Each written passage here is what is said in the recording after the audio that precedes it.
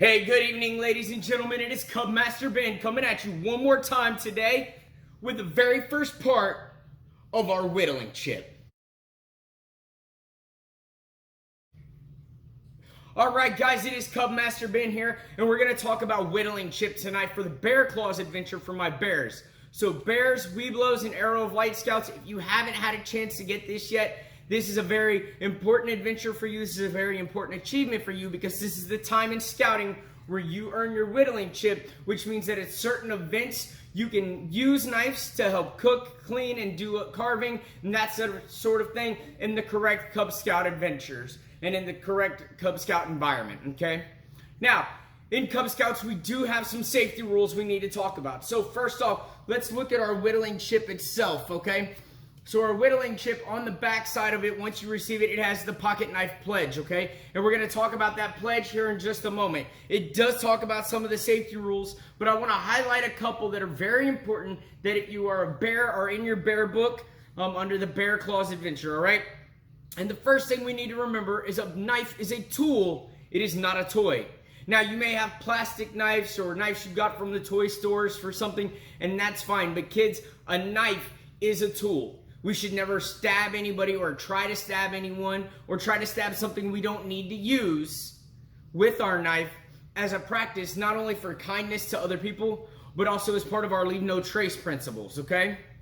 We should always keep our knife clean and dry and stored safely, whether it's inside a pouch, inside of its handle, inside of our pocket, closed, inside of a pouch on our hip, or even inside of our camping box, okay? And then the other thing we should always do is make sure there's no one and nothing around us where we can accidentally hurt someone or something with our knife if we are using it appropriately, okay? So quickly, let's talk about a couple different types of knives. So you probably see this in my hand right now. This is something I received when I was a young scout, okay? This was my very first knife that my dad allowed me to carry, all right? And this is a fixed blade knife. Now, you can see this knife hasn't been taken very good care of over years. It sat in a camping box at home and never got used, never got cleaned, never got sharpened, so now it's dull and rusted, and that's not how we should take care of our knives, right? But this is a fixed blade knife, so the handle and the blade itself are one piece, and that they are solid together. They don't come apart, it doesn't move, okay? So that's one type of knife you may find. Another type of knife you may find may have an opening action on it, okay? Like in this case, it has this small lever here. So when I'm gonna open my knife, I would press down on this lever, keep this hand out of the way, or I would hold here, and I would press down on it and open it up, okay? And you're like, Cubmaster Ben, that's a cool knife. This is actually my Be Prepared knife from my local scout shop. I think this thing is great. This thing is awesome. Okay, so this is another type of knife, and you'll see that it has a closing mechanism right here that keeps it from being closed accidentally.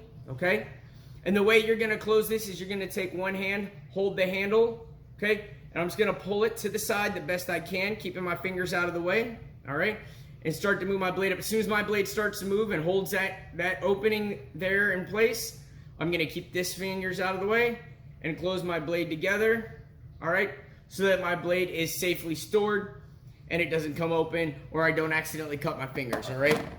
There's multiple different types of knives, guys, you may see with different blades like that. So again, you're going to open it with both hands, hold the handle, don't hold it so tight that it hurts, but hold it comfortably, okay? And then for this one, it's got a little release button for the blade lock, like that. We're going to push a button, and as soon as it starts to move, I'm going to put them together and keep my fingertips out of the way. All right, now, in Scouts, at no time should you ever use anything other than a pocket knife, okay? So one thing I want to address real quick that we do sometimes see with leaders and with adults that don't know or aren't thinking about it maybe because they camp different at home with their families is we see blades that are not appropriate. So at no time, Scouts, should we ever find a scout, oh, look at that. Mr. Ben isn't storing his knife properly, is he? No, he's not. So we may see adults using things that you don't use, all right? At no time should I ever see a scout using a machete. Now, in case you don't know, yes, this is a machete. Again, this is a tool. It is a large blade. It is a heavy blade, all right? But you're not going to whittle with this. We're not going to start a campfire with this. We're not going to, cut our meal with this unless we have absolutely nothing else to use, right? But this is our machete, okay? This is what we use when our family goes camping if we need to maybe help chop up little pieces for a fire or something like that, okay? So we'll put that away real quick. So again, I'm gonna hold the case with one hand down near the bottom. I'm gonna put the blade into it, all right? And make sure I securely fasten the fastener in place, all right? So your whittling chip, guys, is an extremely important part. So we talked about our safety rules a little bit. We talked about our different kinds of knives. Let's talk about our knife pledge real quick. We talked about that there for a second on your whittling chip. Your whittling chip. All right, so you do have a pocket knife pledge.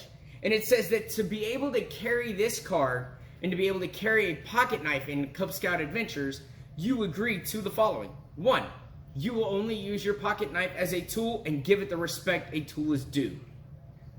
You will always close your pocket knife and put it away when not in use. Guys, that doesn't mean we set it on a table and walk away. It means we put it in our pocket, our pouch, or put it in our tent, in our camp box, okay? We will not use our pocket knife when it might injure someone near you. Again, that safety circle, guys. If you have someone within arm's reach, either forward, back, or to the side of you or something, make sure you move away from it or move them away while you use your knife, okay? You will never throw your pocket knife for any reason. Guys, knives are not fun to get cut by. It's not nice to get hurt. So let's not throw our knives, okay?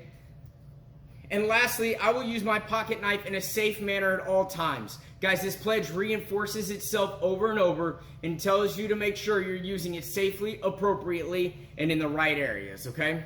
Now, let's talk about sharpening and cleaning. Sharpening and cleaning are done differently by different people, okay? Never use water to clean your blade. It could rust it, okay? Always use an oil, like a mineral oil, okay? That will work well for the blade to help keep it preserved, okay? And then for sharpening, depending on the different type of sharpener you have, there's all kinds of ways you can sharpen it. You'll have sharpening stones where you'll hold your stone and you'll take your knife and you'll gently, at a 45 to 50 degree angle away from you, a slight angle, go ahead and drag your blade across it from the base to the tip, right? Getting that whole blade sharpened. And then this is the only time you should really ever move your knife towards you, turn it over, and if you go this way, again, bring it back and get that other edge so both sides are sharpened, okay? So again, clean them, keep them clean, keep them free of objects and little debris like dirt or whatever you ended up with on there, okay? And then lastly, let's talk about first aid, Scouts. So first aid is real simple. I'm Mr. Ben. I'm in the kitchen. I'm cutting my dinner. Bam, I cut my finger open. 2 big rules apply here, guys. Number 1, cover it with something. Paper towels, gauze, a Band-Aid, anything will work, okay? To help stop that bleeding. And then the first thing we need to do is elevate it or get it up above their heart level, okay? This helps slow the flow of blood to their finger, all right?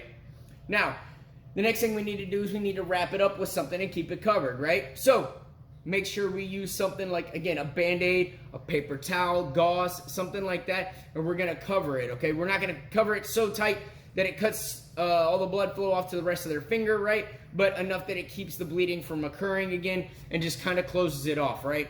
If you do have a cut, make sure you wash it out well with soap and water. Get it clean, okay? And guys, just be safe. Be careful. For the next part of your whittling chip adventure, get with your leadership, have them get you a block of soap, or mom and dad get you a block of soap. Use your knife, or what I like to do is I like to have my scouts use popsicle sticks until they get the hang of the safety circle and how to use their knife appropriately.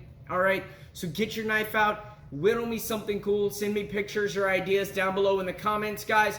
I look forward to hearing from you, and have a good day, guys. We'll talk to you scouts later. From Cubmaster Ben to you, cut your way through it.